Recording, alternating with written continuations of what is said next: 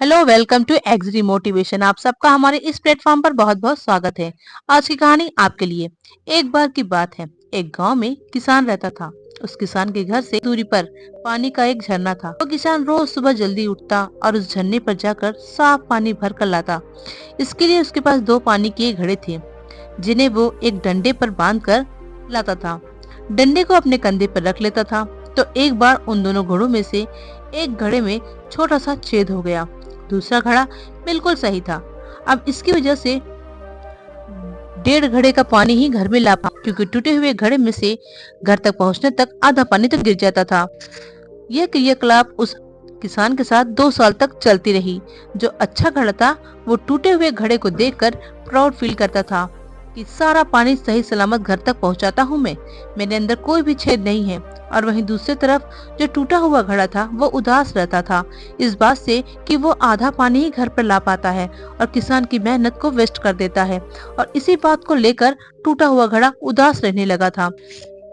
एक दिन उस टूटे हुए घड़े ने किसान से कह दिया कि तुम रोज सुबह उठते हो और पानी लाते हो और मैं तुम्हारी मेहनत को वेस्ट कर देता हूँ।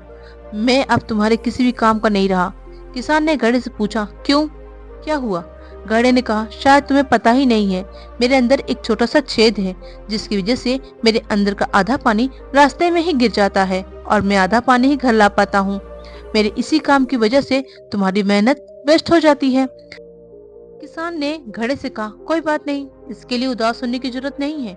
और आज जब हम झरने से पानी भरकर वापस आएंगे, तब मैं तुम्हें रास्ते में लगे हुए उन खूबसूरत फूलों को दिखाऊंगा, जिससे कि तुम्हारी सारी उदासी खत्म हो जाएगी। वापस आते समय टूटा हुआ घड़ा रास्ते में लगे खूबसूरत फूलों को देख रहा था और उन फूलों को देखकर सच में उसकी उदासी खत्म हो गई थी। लेकिन जब वो घर पहुंचे तो फिर से उसके अंदर आधा पानी ही बचा हुआ था। ये देखकर वो फिर से दुखी हो गया, किसान से माफी मांगने लगा। तभी किसान ने उससे कहा कि तुमने शायद रास्ते में ये नोटिस नहीं किया कि सारे फूल तुम्हारे ही साइड में थे और तुम्हारे दूसरे साइड में एक भी फूल नहीं थे, क्योंकि मुझे पहले से ही पता था कि तुम्हारे अंदर एक छोटा सा छेद है, जिससे सारे रास्ते में पानी गिर जाता था। मैंने इसका फायदा उठाया। मैंने देखा कि तुम्हारे साइड में बहुत सारे अलग अलग फूलों के बीच रास्ते में पड़े रहते थे और तुम रोज रोज थोड़ा थोड़ा पानी उन्हें देते हुए आते थे। तुम्हारी वजह से वो रास्ता इतना खूबसूरत हो गया है, जहाँ फूलों का आनंद लेने बहुत दूर दूर से लोग आते हैं। बच्चे उन फूलों को देखकर खुश होते हैं और अपने दुखों को कुछ पलों के लिए भूल जाते हैं। लोग इन्हीं फूलों को अपने घर में लेकर जाकर अपने घर को सजाते हैं। अगर तुम टूटे हुए नहीं होते तो तुम क्या ये सब कुछ कर पाते?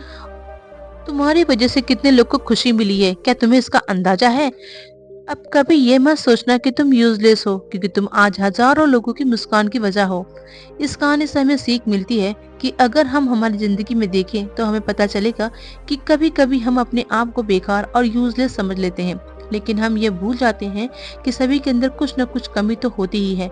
लेकिन अगर हम पॉजिटिव वे से उस कमी को देखें तो उसका यूनिक भी बना सकते हैं। अगर हम उससे किसान की तरह दूसरों की खूबियां देखना शुरू कर दें तो हम अपनी लाइफ में बहुत कुछ सीख सकते हैं और हम समझ जाएंगे कि एक टूटा हुआ घड़ा भी ज्यादा से ज्यादा वैल्यूबल हो सकता है एक अच्छे घड़े से। तो दोस्तों, तुम्हारी लाइफ, हमारी लाइफ, सबकी लाइफ यूनिक लाइफ है।